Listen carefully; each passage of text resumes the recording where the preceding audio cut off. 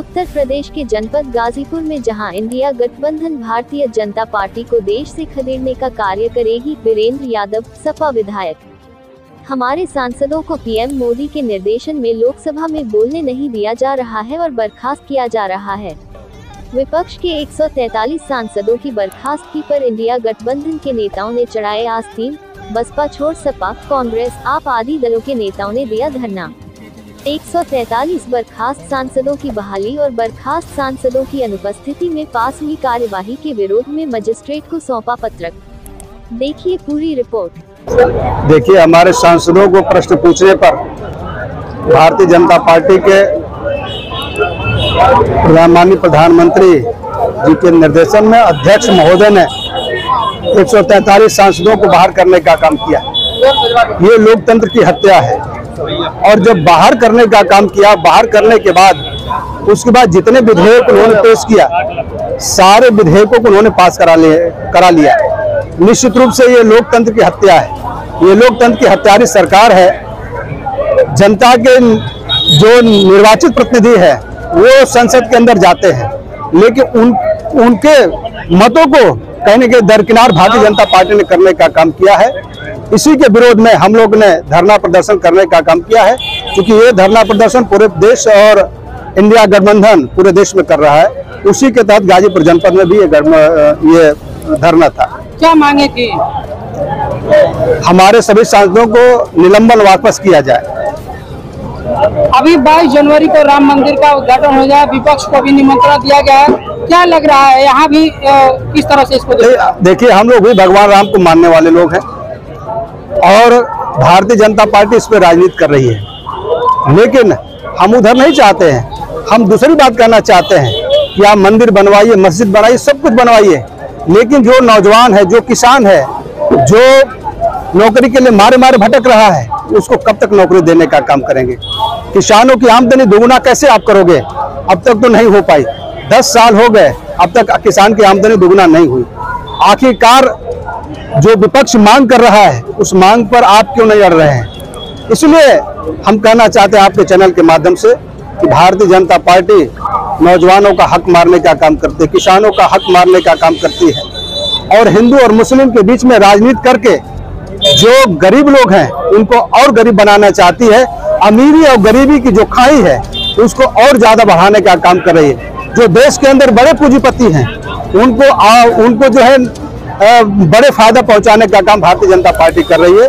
इसलिए मैं कहना चाहता हूं, हमारे नेता माननीय श्री अखिलेश यादव जी लगातार विधानसभाओं में भी मांग करने का काम करते हैं और हमारे जो सांसद है लोकसभाओं में भी मांग करने का काम करते हैं, लेकिन भारतीय जनता पार्टी उस पर कोई निर्णय करने का नहीं काम करती है और उल्टे ही हमारे सांसदों को निलंबित करने का काम करती है। और निलंबन करने के बाद जितने विधेयक हैं वो सारे विधेयक को पास करने का काम भारतीय जनता पार्टी को लोग करने का काम करते हैं। निश्चित रूप से आने वाले 2024 के चुनाव में भारतीय जनता पार्टी को सबक सिखाने का काम यहाँ उत्तर प्रदेश की महान जनता करने का काम कर रही है।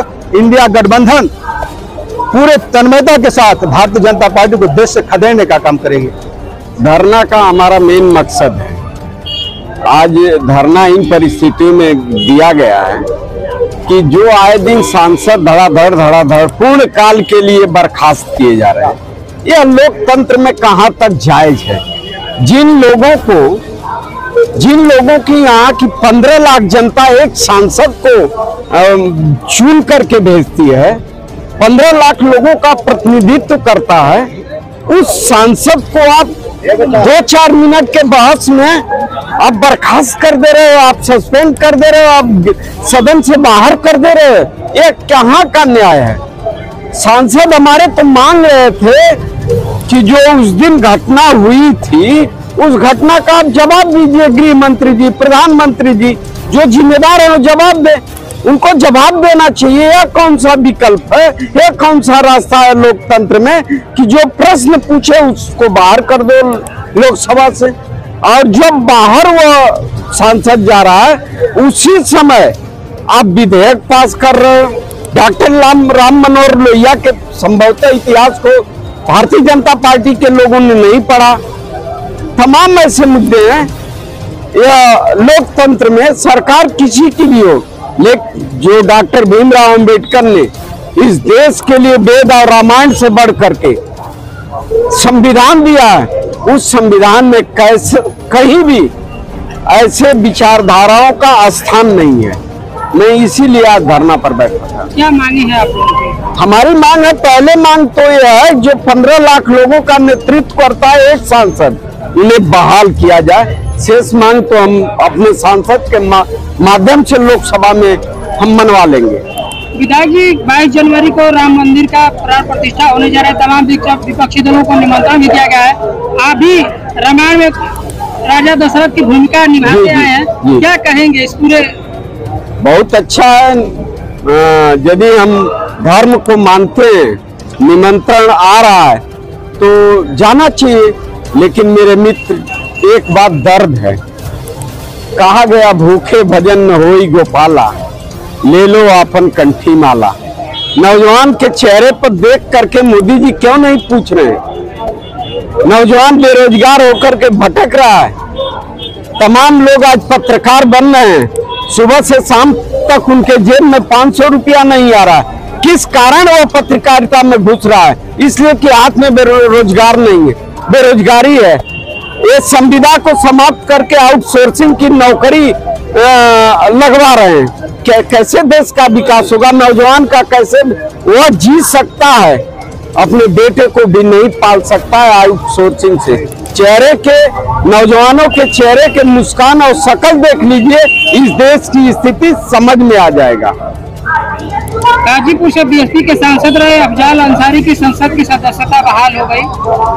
2024 में परिवार चुनाव लड़ने की बात भी कर रहा है, क्या कहेंगे आप इसको लेकर? नहीं, यह निर्णय जय किशन साहू का नहीं है। यह निर्णय तो हमारे राष्ट्रीय अध्यक्ष आदरणीय अखिलेश जी का होगा और उसके बाद इंडिया गठबंधन का होगा। जो उनका निर्णय होगा, चाहे माननीय अफजाल जी हो, चाहे एनीवन कार्यकर्ता हो, मैं उसको प्रत्याशी मान करके उसके साथ, जो अभी तो दोनों भाई खड़े हैं आमने सामने, हम दोनों लोग उनके साथ लगे, पूरा समाजवादी पार्टी और गठबंधन पूरा उनके साथ वफादारी से हम साथ देने का काम करेंगे।